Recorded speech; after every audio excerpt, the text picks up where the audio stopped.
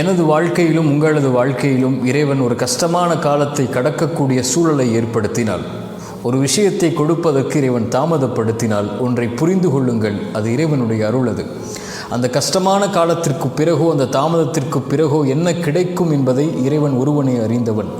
நம்மை பொறுத்தவரை காத்திருப்பு மட்டும்தான் நம்மால் முடியும். இறைவன் நோயை கொடுத்தால் தான் சுகத்தை கொடுக்க முடியும். இறைவன் கஷ்டத்தை கொடுத்தால் தான் இன்பத்தை உணர முடியும். வழியை கொடுத்தால் தான் அந்த வழி மறைந்ததற்கு பிறகு வரக்கூடிய மகிழ்வை அனுபவிக்க முடியும். உலகத்தில் இருள் வந்தால் எப்படி வெளிச்சம் வருமோ அதுபோன்று சிரமங்களும் கஷ்டங்களும் வந்தால்தான் அதற்கு பிறகு வரக்கூடிய நிலைமை இன்பமாக மகிழ்ச்சியாக மாறும். காரியங்கள் அனைத்தையும் அவன்தான் நிர்வகிக்கிறான். எல்லா பொருளின் மீதும் அவன்தான் ஆற்றல் உள்ளவனாக இருக்கிறான்.